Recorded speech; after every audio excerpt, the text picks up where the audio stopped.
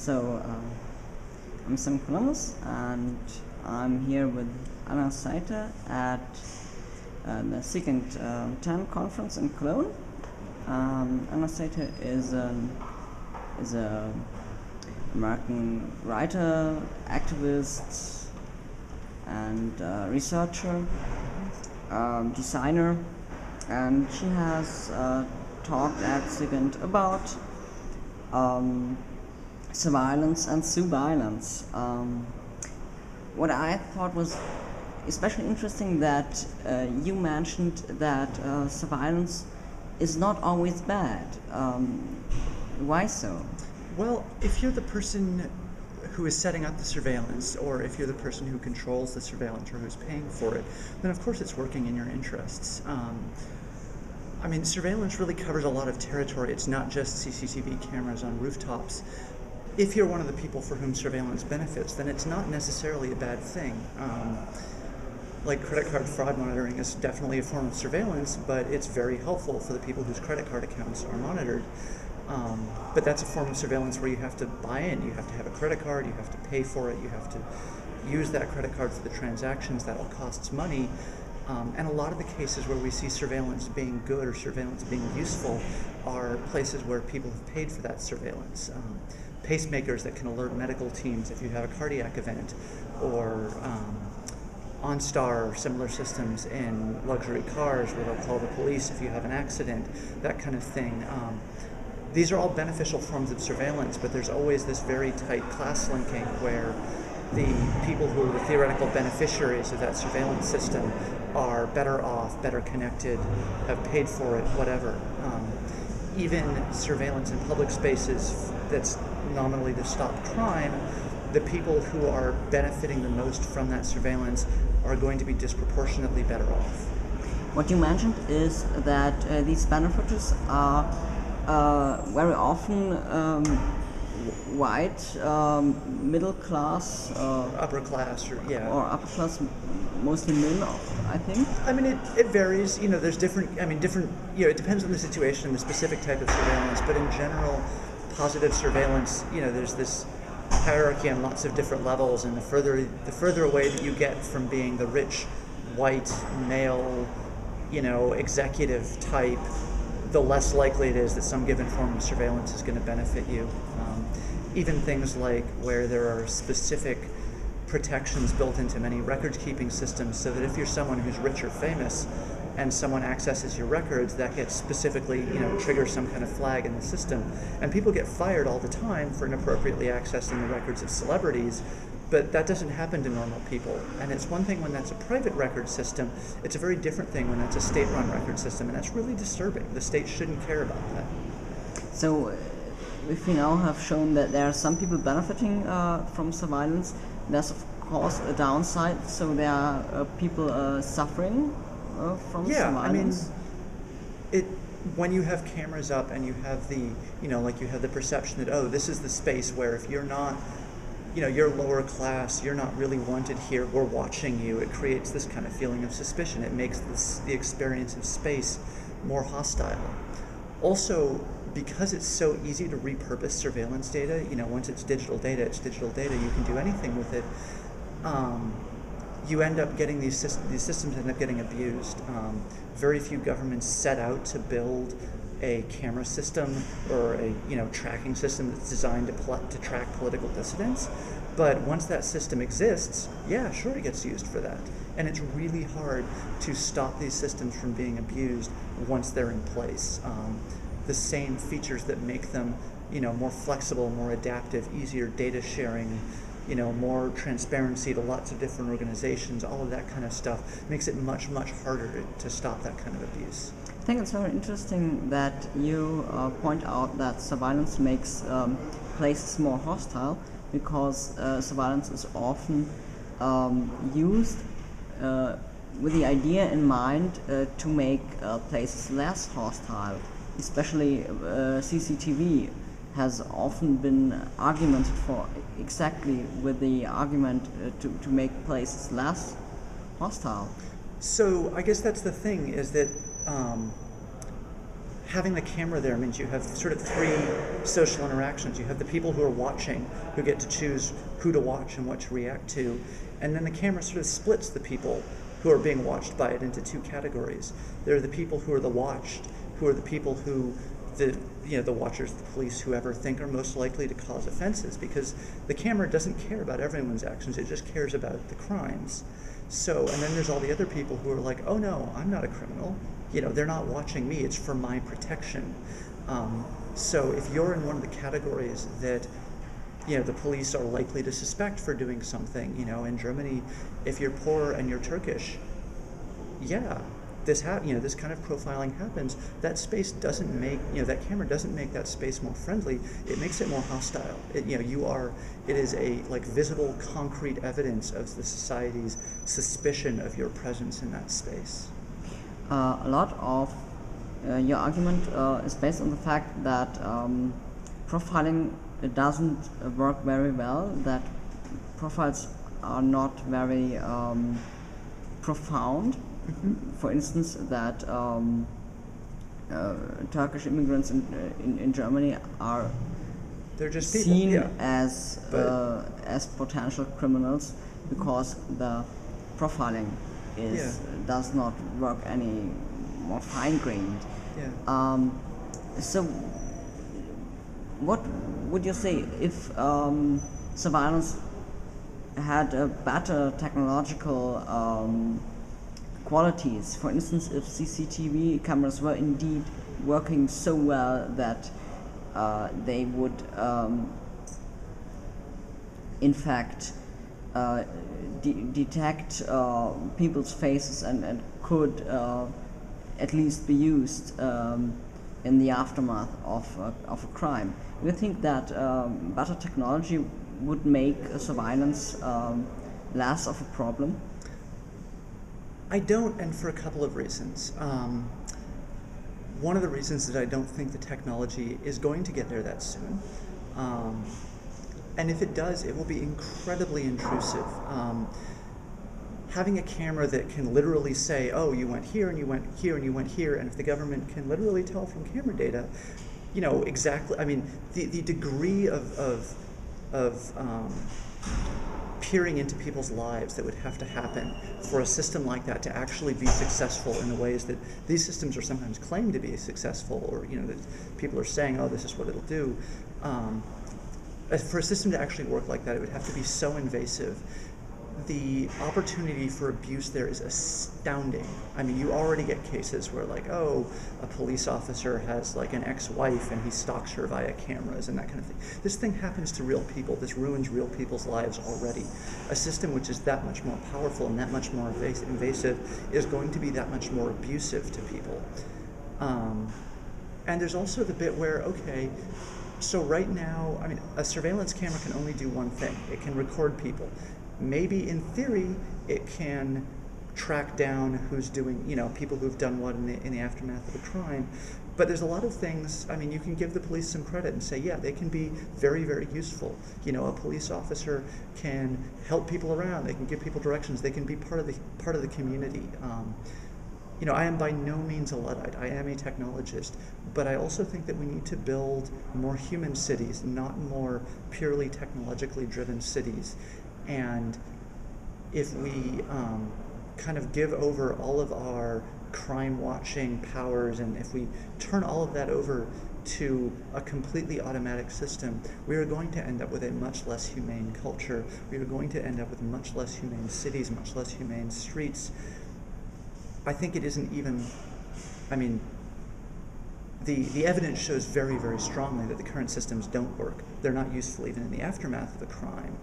But even if they did somehow start working, I don't think it would help. I don't think it would be an actual improvement. One of the countries which has been most criticized for its use of surveillance is the United Kingdom. And now the new bourgeois Tory Liberal Democrats government has announced that it will decrease surveillance by a huge amount of decreasing CCTV, abandoning some laws. Um, what do you think about this, especially on the point that the new government represents the people that you say benefit the most from surveillance? Well, I mean, so the Liberal Democrat Party, who's responsible for most of those changes, they're not coming from the Tories, are, they have been trying to fight this fight. In a lot of ways, it's a libertarian battle where they're just trying to dismantle a lot of government structures. And yeah, they did get some real useful victories that I think will help kind of reduce that feeling of the police state, the Fortress Britain. But I mean, that was in exchange for dismantling the rest of the welfare state there. So, I don't think it's actually, is it a net benefit? Maybe, maybe not. We'll see. I mean, we can't, it'll be 10 years before we can tell. I am very glad to see that some of that stuff is going, especially in light of the studies that have been done in the UK about basically the complete lack of effectiveness in actually solving crimes, even after the fact. That having, just because a crime was captured on a camera, when they went back and looked over like 10 or 15 years of history of these cameras, it doesn't make any difference. There's been very, very, very little evidence that these cameras, despite the huge invasiveness and the abuse problems that are happening, have actually helped at their original goal. So I'm really glad that they are actually like taking that evidence seriously and saying, hey, this didn't work, let's do something else. Those systems are really expensive. That same money invested in a traditional police force, of having police on the streets who can become part of those communities, would have a much bigger effect, and not just in terms of stopping crime, but also in terms of helping people in general. Interestingly, in Great Britain, there has never been a huge movement against surveillance, similarly to the one that we have in Germany. And it's interesting, I think, that citizens have often advocated surveillance, not to fight terrorism, as it was the argument of the government, but because they hope that surveillance would help against small crimes. So do you think if the citizens still want surveillance in a way, or if at least a part of the citizens want surveillance, do you think that probably private actors will step up in the way, kind of like gated communities, to have privately surveyed and monitored communities? I mean, that happens anyway. We call them shopping malls. There is already a huge, huge amount of private surveillance in the world, and the UK is no exception. I'm no expert on UK public opinion, but I think the Liberal Democrats, victory into that coalition does show that there is at least some counter-reaction there, that the campaigns have made a difference. I think also, people were kind of sold a bill of goods. They were told by the lobbying and the marketing companies for these surveillance camera companies, because those things are expensive and they have lobbies, that, oh yeah, this will do all of these things, and then then none of that happened. And I think people have maybe finally realized that, oh yeah, none of this has made us any safer. None of this has had any of these effects. It's just increased the kind of degree of social isolation. It's increased that sort of hostility. It hasn't really helped anything. I think that the problems that are coming out of that, with the youth culture and whatever else, whatever the buzzword of the week for why we need to put these things up, are coming from much larger social issues around wealth inequalities and that kind of thing. There was a study that was released very recently that showed that London, I think certainly of anywhere in the G8, and I think possibly anywhere in the world, has the greatest wealth inequality, where I think it's like the top 10% earn 273 more times more money than the bottom 10%. That's huge, and we're not talking about like the top 1% and the bottom 1%. 10% of the population is a big chunk, and for that entire chunk to be at 273 times, I mean, it's the biggest income disparity, certainly that we know of in the developed world. That really poisons a society over time. And yeah, you're going to get petty crime. You're going to get a lot of social problems that come from those kinds of things. I think that if they wanted to actually reduce those kinds of small crimes, they need to do something about fundamental issues around wealth inequality and those kinds of income disparities, and then maybe they'll see some real change. One other issue that has also been quite huge in Great Britain is police brutality with the death of several people. For instance, one man who was who died after having been beaten near a protest in London some time ago, and you have proposed that people film back. So, as somebody asked in a question to you today, why fight fire with fire? So, if you're protesting in a modern state, in a modern world capital, you're going to be on camera. You're going to be on camera no matter what. And that's true whether you're walking down the street or if you're having a political protest. But protests see many more of the abuses of police violence and police brutality happen in those sort of situations. And it's also easier to organize things like cameras. But basically, since you're already on camera, if you take your own video, you're not losing any privacy. The video is going to be out there anyway. If the police can use the video to incriminate you, they will. One of the problems that happens quite often, though, so the police get to decide how video is made available for evidence and that kind of thing. And so if you try to prosecute against police violence, one of the things that happens a lot is like, oh, no, we don't have that video. That video that would show that officer doing something that's clearly illegal, that, he could go to jail for, oh, no, it was deleted last week, sorry, And this kind of thing happens all the time, all over the world in these cases. It's a huge frustration of human rights lawyers trying to try these cases.